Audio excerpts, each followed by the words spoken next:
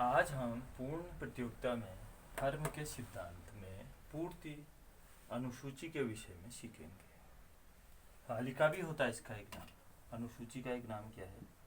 तालिका। इसका पहले हम देखते हैं अर्थ क्या होता है। पूर्त अनुसूची का अर्थ विभिन्न कीमतों पर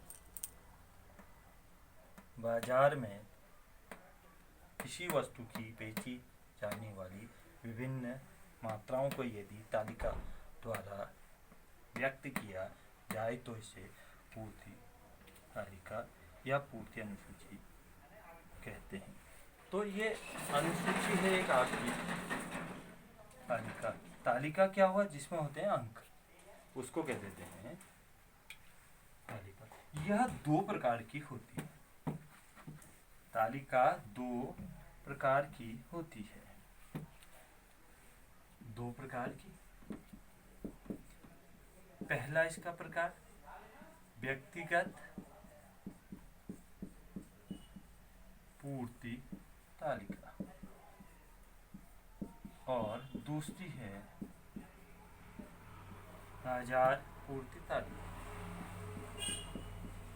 दूसरा बाजार पूर्ति तालिका। इस वीडियो में हम पहली तालिका के विषय में सीखेंगे, व्यक्तिगत पूर्ति तालिका। अब ये है क्या? नाम से स्पष्ट आ रहा है, व्यक्तिगत। पूर्ति कौन करेगा?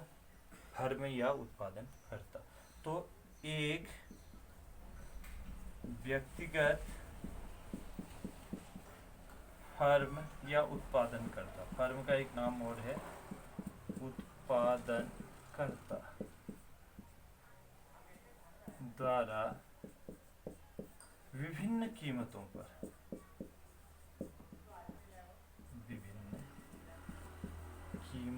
पर वस्तु की जो पूर्ति की जाती है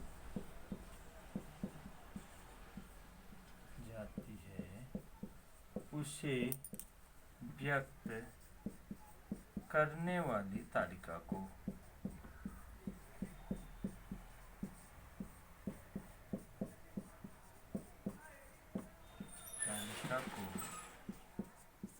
व्यक्तिगत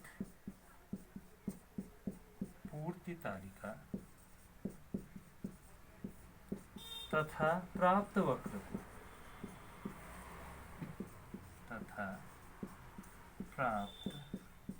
को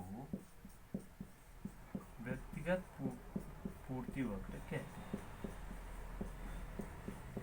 व्यक्तिगत पूर्ति वक्र कहते हैं।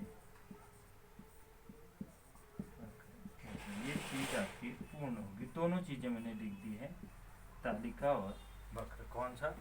व्यक्तिगत। व्यक्तिगत का मतलब एक फर्म का, एक उत्पादनकर्ता या फर्म द्वारा विभिन्न कीमतों पर वस्तु की जो पूर्ति की जाती है उस तालिका को व्यक्तिगत पूर्ति तालिका और प्राप्त वक्र को व्यक्तिगत पूर्ति वक्र कहते हैं। अब देखिए तालिका का निर्माण। कल हमने पूर्ति के वक्र में, पूर्ति के नियम में तालिका का निर्माण किया था। उसी तालिका को हम यहाँ पर फिर से बना देंगे, व्यक्तिगत पूर्ति तालिका। तो इसमें दो चीजें आएंगी हमारी। पहली चीज कीमत और दूसरी होगी आपकी पूर्ति मात्रा। देखिए कीमत 1 2 3 4 5 6 और ये भी मैंने कल आपको बताया 3 4 5 6। देखिए ये तो एक साधारण उदाहरण मैंने आपके लिए लिखा है।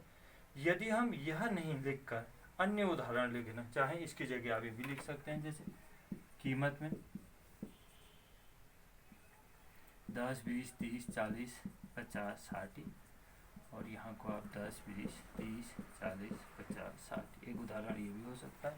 एक उदाहरण आपका ये भी हो सकता है 10 12 14 15 18 20 18, 22, 26, 30, 35, 40।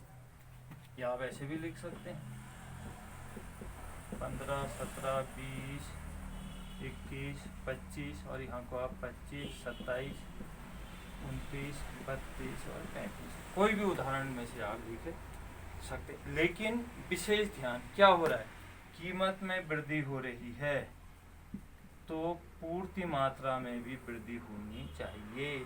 आप अनियमित क्रम से इनको नहीं लिख, आप कहीं भी देखिए इसमें वृद्धि हो रही है तो इसमें भी वृद्धि हो रही है, इसमें वृद्धि हो रही है तो इसमें भी वृद्धि हो रही है। इन चीज़ों का आप ध्यान देंगे। कोई भी उदाहरण आप अपने मन से जो आपको ठीक लगता है उदाहरण को आप लिख देंगे। तो मैंने यहाँ पर बहुत ही आसान सा उदाहरण लिख दिया है, ये बहुत ही आसान है। 1 2 3 4 5 6 तक पी लिख दिया और उसी तरह वहाँ पर लिख दिया हमने QS, पूर्ति मात्रा को कहते हैं QS। अब देखिए इसका चित्र किस प्रकार इसका चित्र बनेगा। कल भी हमने खींचा था, साधारण चित्र है। एक्स अक्ष और वाई अक्ष पर हमने दो ये रेखाएं की थी, ये आपकी एक्स अक्ष हो गई और ये होगी आपकी वाई अक्ष। एक्स अक्ष पर हम लेंगे QS पूर्ति मात्रा को और वाई अक्ष पर कीमत P।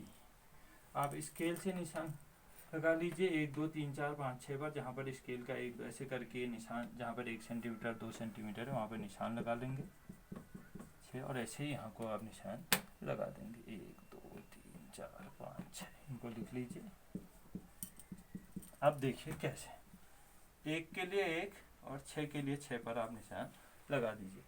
1 पूर्ति मात्रा है तो कीमत भी 1 है और 6 ये है तो यहाँ पर भी 6।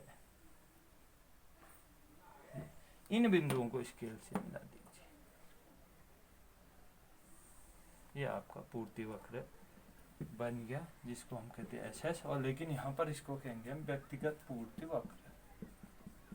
वहाँ पर हम पूर्ति वक्र कहते हैं, यहाँ पर व्यक्तिगत के विषय में लिख रहे हैं तो व्यक्तिगत पूर्ति वक्र कह देंगे। और ध्यान दीजिएगा, हमेशा पूर्ति वक्र ऊपर को हो सकता है, उसका आकार यूं हो, लेकिन वो चित्र आपका वक्र जो होगा ये S वक्र ऊपर को उठता हुआ होगा।